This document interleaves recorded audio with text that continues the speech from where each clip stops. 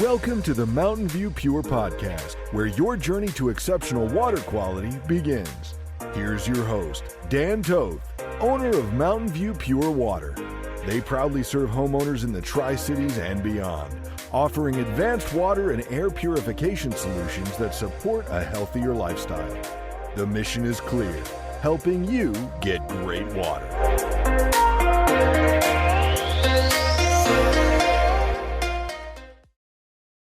When it comes to water purification, UV filtration is a game changer, eliminating harmful microorganisms without the need for chemicals. Welcome back, everyone. Skip Monty, co-host / producer, back in the studio with Dan Toth, owner of Mountain View Pure Water. Dan, how's it going? Doing excellent, Skip. How are you today? I'm doing excellent as well. It's a beautiful day outside and no rain. I'm good. So, Dan, I'm pretty excited to get into the conversation today. Water quality is something that most of us take for granted, but UV filtration is a fascinating technology that makes a real difference. So let's just dive in. How does UV filtration help improve water quality? I think maybe the first thing to talk about is, what are we talking about when we talk about a filter? Ultraviolet is a sterilization technique that we're going to use two words interchangeably: sterilization and disinfection. Okay. So maybe there's something living in the water that could be harmful to a human.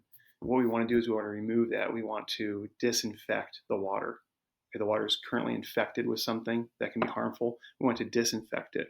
The other concept is sterilizing. Well, what is sterilization? It is the removal of the ability to reproduce, okay, to sterilize it. What ultraviolet sterilization does, or ultraviolet disinfection, same term, is it passes water by a light. So imagine this is a light bulb inside of a container, and the water passes by that light bulb, and it's a correct frequency to disrupt the DNA of the living organisms that could be in there infecting the water. So as the water passes through, there's enough energy in that light, the right frequency, and enough time as water passes by for anything that's living in that water to have their DNA disrupted. Even if they're not living, things like viruses, it disrupts the DNA, so they're no longer able to do what they do, making people sick. This works for bacteria, virus, and even things like cysts, cryptosporidium, and giardia, and anything that could be present in water, waterborne illness. Ultraviolet sterilization can deactivate or eliminate that risk.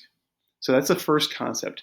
When we talk about filtering, we're usually thinking about filtering something out, but ultraviolet sterilization doesn't really filter anything out. It changes the ability of something to be living and active and a contaminant that would harm us to being inactivated or eliminated from the ability to harm us. So filtering is not really what it's doing. The water is passing through it, but it's actually causing a change in the water, not the chemistry of the water. It still remains water.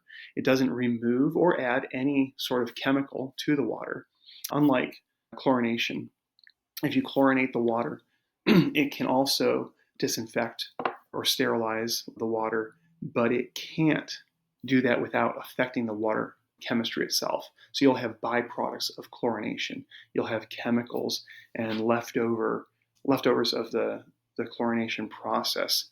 So we see this when we look at the city water. I love to tell people about the EWG, which is the Environmental Working Group. I always tell everyone I talk to about the Environmental Working Group. You can go on their website, just type into a new browser EWG, and you'll have options come up. And we want to look at the tap water database. The tap water database will allow you to see what particularly is in the water of the municipal water supply that you get your water from.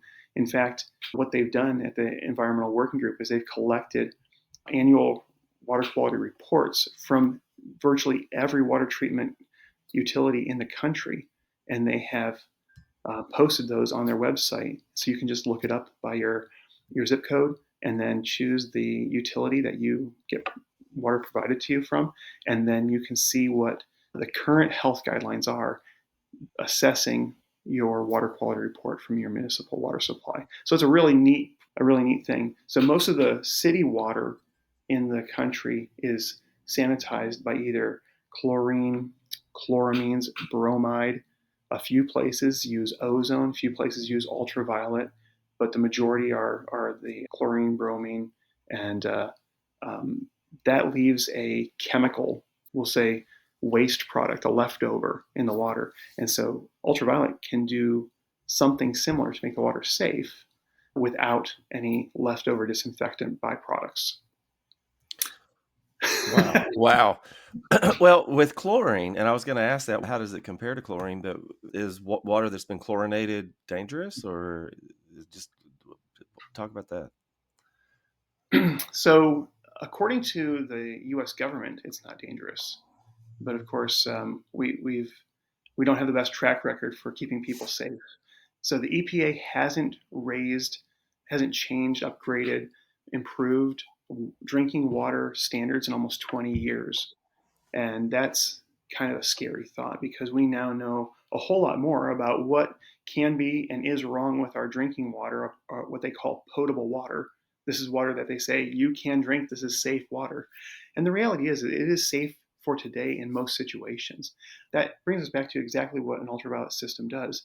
We don't want anything in our water that can harm us, that can be a threat to us biologically, that can cause us discomfort, upset stomach, irritable you know, bowel issues. Maybe we think of malaria, dysentery, um, different things in the past that people basically had diarrhea till they died. We don't want something like that coming into our cup of water that we're drinking, and so that's why all the water is sanitized in some way in this country. All the public water supply is sanitized, and that's what they use. Chlorine now, the majority are using bromine to do that, and so there are leftover byproducts. And I think of it kind of this way: if you were to mop your floor, let's imagine you like Pine Sol, and you mopped your floor with Pine Sol, and when you got done, you took that mop water, poured it through a coffee filter, and then set it on the table to drink it. Nobody would do that.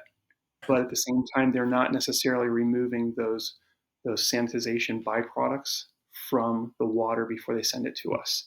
It looks nice and clean. It smells like a pool, but it has a lot of stuff in it that you may not want to be drinking. Wow. Forever diarrhea. That's not, that's, Well, only, that, only until you die. only until you die. That's right. Wow. You had a great reason to get a filtration system with UV. How you mentioned that the water's passing by this bulb. How often does that bulb have to be replaced to maintain its effectiveness? Yeah, in water treatment, bulbs usually have a 9,000 hour life. Some of them are up to 11. What that means is the bulb will stay lit. If you don't understand what the lifespan is, the bulb will stay lit. You could have a bulb that's 5 years old and it still looks like it's working. But the lifespan on it has to do with the frequency it's producing as it burns. And so after about 9,000 hours of continuous prevention, sanitization, because the light doesn't ever shut off, that light will degrade to the point where the frequency isn't the right frequency to kill anymore. It's not the right frequency to sterilize. And at that point, you're getting a much, much reduced sterilization rate, and eventually it won't work anymore. It won't be providing you any sterilization. So one of the things that people do misunderstand is that just because they have a light that seems to be working, we are used to walking into a room. If the lights turn on when we flip that switch, that's the expected and desired outcome. That's not the same thing with ultraviolet sterilization. The light may be lit, but you're not getting the desired outcome, which is the sterilization. So it's important that those lights get changed every 11 or 12 months. Is there like a tracking system or something that, or you just where at a certain point, kind of like a refrigerator water filter, a light comes on and says it's time to change? Does that happen with the UV system? Well, that's a funny thing that you just brought up because there are many refrigerator products out there, different companies, manufacturers, that they actually have the switch to turn on that light to change your filter not have anything to do with the water usage. It might be linked to how many times you open the door. And so if you have kids like I do, that could be happening pretty often. Oh my gosh. Yeah. Wow. Wow, did not know that. Yeah, Did so not. it's really not arbitrary. You need to change out that light once a year, you think it's still working or not, because the frequency changes as the light burns. So at least once a year, Yeah. at least. Wow. Well, can purification be used along with other filtration methods to make it even more effective, or? Yes, actually, we run into this a lot on well water. Often someone will call for a well water test on a new house that they're buying, or maybe there is a USDA or a VA loan. If they have well water, it has to be tested to be safe from bacteria before that loan can go through. In fact, I would say one of the biggest problems that I see when I look at how real estate's conducted is, unless it's a USDA or VA loan, they largely, the realtors, the mortgage lenders, the home purchasers, largely neglect to test the well to see if it's safe, because it's not mandated for the loan. And so that's something that I would encourage anyone who's listening to this. If you're buying a home that has well water, you need to have that tested, or you could be subjecting yourself to something that can harm you or your family. Does So does UV filtration work better in well water or municipal water supplies, or does it matter? So it works well with two caveats. Okay, so it's a 99 point. What's the numbers here? It's incredibly effective. 99.99% elimination of bacteriological contaminants. Chlorine doesn't have that. You can have things like cysts, like Cryptosporidium and Giardia, grow in chlorinated water lines and still kind of come in and invade your home, and maybe you can drink that and have some intestinal issues or stomach issues from that. That's on city chlorinated or brominated water. That sort of thing can still happen. With well water, typically our biggest issues are: is there sediment in the water? Because the UV light is only effective if it's actually in direct contact if it can directly shine on the bacteria or virus or whatever's in the water. And so if you have a particle larger than 5 microns, the bacteria can actually hide behind that particle from the UV light and can enter in undestroyed, so in full working order. And so we always put a filter in front of the ultraviolet system that's a 5 micron filter to make sure that nothing can hide behind particulate to escape the UV sterilization. So that's one thing. The second issue is if the water is very hard, 7 grains of hardness or more, the water needs to be softened, because otherwise you'd have a tremendous buildup. If you have hard water at home, you have a white crusty buildup in different places. If you have iron, you can have a staining or an iron orangish reddish buildup different places. Manganese can be a black buildup and accumulation. And so those sorts of things need to be removed, or they will coat the quartz sleeve that the bulb fits down in between. It separates the bulb from the water, and it's called a quartz sleeve, and it's clear. It can coat that quartz sleeve and make the bulb useless. It can't shine on the water anymore.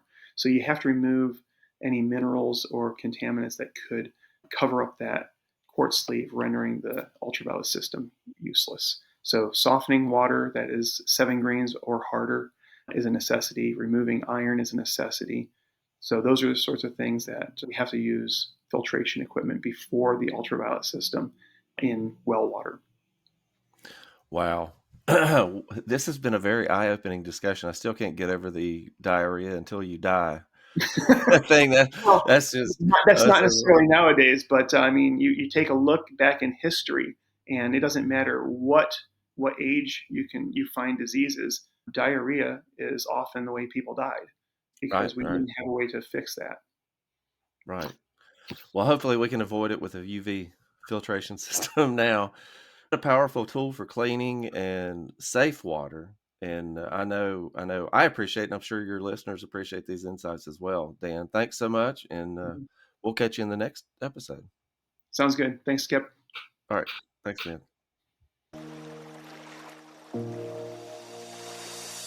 Thank you for joining us on the Mountain View Pure podcast. When you're ready to transform your home's water and air quality, call or text 423-218-9361 for a free in-home consultation.